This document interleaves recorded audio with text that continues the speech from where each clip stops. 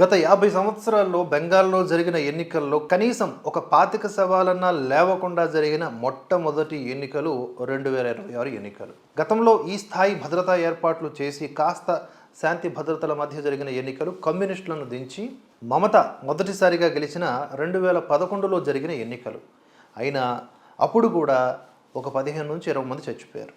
అంటే బెంగాల్ ఓటర్లకు హింస భయం లేని వాతావరణం కల్పించి ఎన్నికల్లో స్వేచ్ఛగా ఓటు వేసే పరిస్థితులు కల్పిస్తే ఖచ్చితంగా తమ అభిప్రాయం ఓటు ద్వారా తెలియజేస్తారు అని 2011 మరియు 2026 ఎన్నికలు రుజువు చేస్తున్నాయి. హింస లేకుండా అలాగే ప్రజలు భయం లేకుండా ఓటు వేసే అవకాశం కల్పించి ఇంత చక్కగా పకడ్బందీగా ఎన్నికలు నిర్వహించిన ఎన్నికల సంఘాన్ని అభినందించవలసింది పోయి కొందరు విమర్శిస్తూ ఉన్నారు. టిఎన్ శేషన్ తరువాత ఆ స్థాయిలో ఎన్నికల సంఘం అధికారాలను పూర్తిగా ఉపయోగించుకొని సమర్థవంతంగా ఎన్నికలు నిర్వహించిన ఘనత ఎన్నికల కమిషనర్ జ్ఞానేష్ కుమార్ గారికి దక్కుతుంది. ఇప్పుడు కేంద్ర ప్రభుత్వం ఎన్నికల సంఘం కుమ్మక్కైపోయి అని చెప్పేసి ఈ కొంతమంది ముఠా గ్యాంగులు ఉంటాయి కదా, చెంచాలు, వీళ్ళందరూ మాట్లాడుతూ ఉంటారు, ఆరోపిస్తూ ఉంటారు. కానీ స్వతంత్రం వచ్చిన దగ్గర నుంచి ఎన్నికల సంఘం ఎప్పుడూ ప్రభుత్వ విభాగంలాగే ఉండి ప్రధాని ఎలా చెప్తే అలాగే నడిచేది.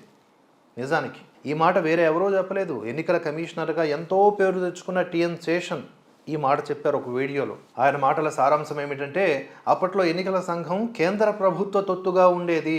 ఎప్పట్లో? కాంగ్రెస్ హయాంలో.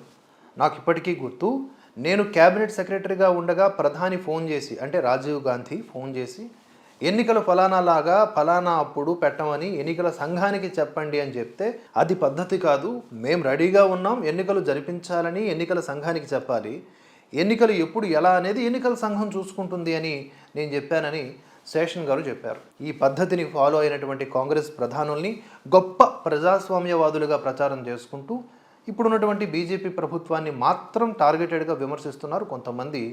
చెప్పాను కదా, చెంచాలు.